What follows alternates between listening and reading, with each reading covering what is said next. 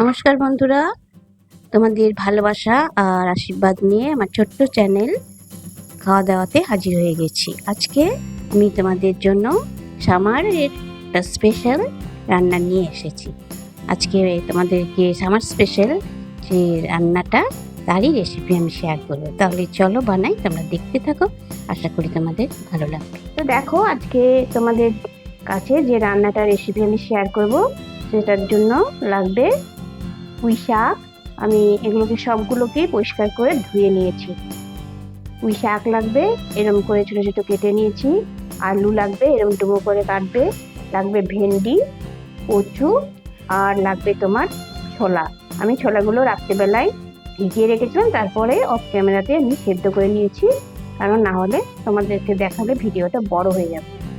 আর লাগবে বড়ি, লাগবে আদা, কাঁচা লঙ্কার বাটা, ধনে, হলুদ গুঁড়ো, আর ফোড়নের জন্য লাগবে একটা আমি শুকনো লঙ্কা নিয়েছি, আর পাঁচফোড়ন নিয়েছি, আর হিং, আর একটা আমি সানরাইজের সবজি মশলা নিয়েছি।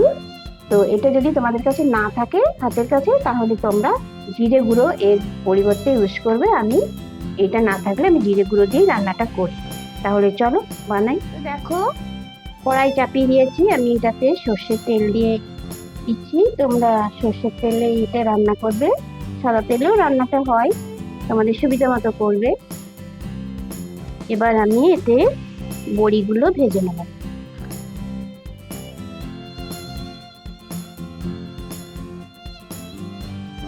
দেখো, বড়িগুলো ভাজা হয়ে গেছে, আমি এবার এটা তুলে নেব।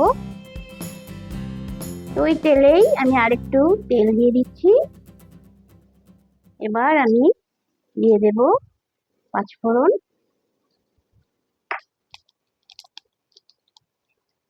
দিয়ে দিচ্ছি শুকনো লঙ্কা, আর দিয়ে দেব হিং।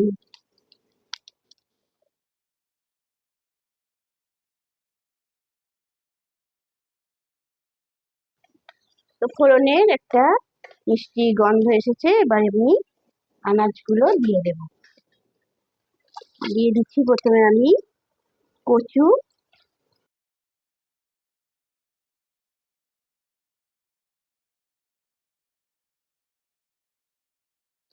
আর আলুগুলো।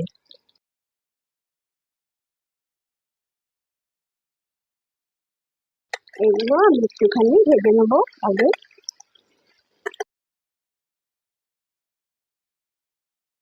তো দেখো, এগুলো ভাজা হয়ে গেছে, এবার এটাতে আমি দিয়ে দেব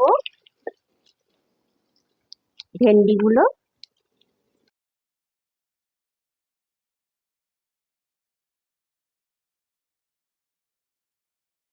পুঁই শাকগুলো দিয়ে দিচ্ছি।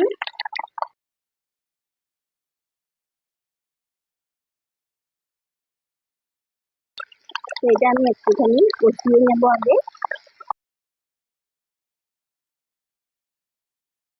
তো দেখো, মোটামুটি সবজিগুলো আমার কষানো হয়ে গেছে। এবার আমি এটাতে দিয়ে দেব ছোলাগুলো, আর দিয়ে দেব আদা আর লঙ্কার পেস্টটা, দিয়ে দেব ধনে ধনে গুঁড়ো, আর দিয়ে দিচ্ছি হলুদ, আর কালারের জন্য দিয়ে দিচ্ছি কাশ্মীরি লঙ্কার গুঁড়ো, আর সবজি মশলাটা আমি দিয়ে দিচ্ছি। এবার আমি এগুলোকে কষিয়ে নেব।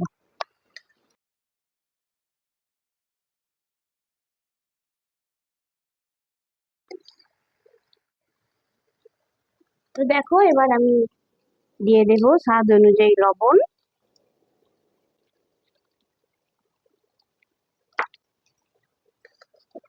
দেখো, রান্নাটা আমার ভালো মতো কষানো হয়ে গেছে।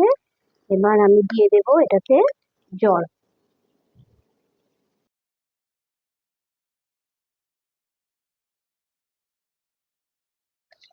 তো সবজিগুলো সেদ্ধ হওয়া পর্যন্ত আমি এবার এটা ঢেকে দেব।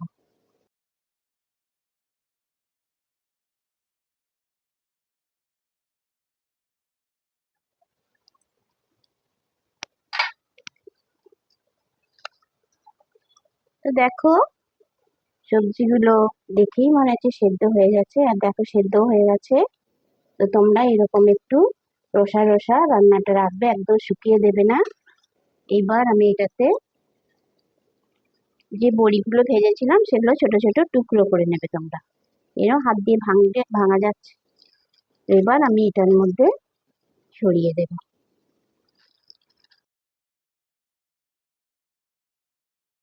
তো দেখো সামারের স্পেশাল সবজিগুলো দিয়ে আমি যে রান্নাটা আজকে বানালাম, তোমরা অবশ্যই একবার বানাবে, আর খেতে কিন্তু দুর্দান্ত হয়। তাহলে চলো এর ফাইনাল লুকটা তোমাদেরকে দেখিয়ে দিই। তোমাদের কাছে যে রান্নাটা রেসিপিটা শেয়ার করছিলাম, এটা তারই ফাইনাল লুক। আশা করি তোমাদের ভালোই লেগেছে, আর তোমরা অবশ্যই এবার ট্রাই করবে, আর কেমন হয় সেটা কমেন্টে জানাবে। তাহলে চলো আজকের মতো তোমাদের কাছ থেকে বিদায় নিচ্ছি, আবার দেখা হবে একটা নতুন রেসিপির সাথে করে নিয়ে। ততক্ষণ তোমরা খুব ভালো থেকো। বাই।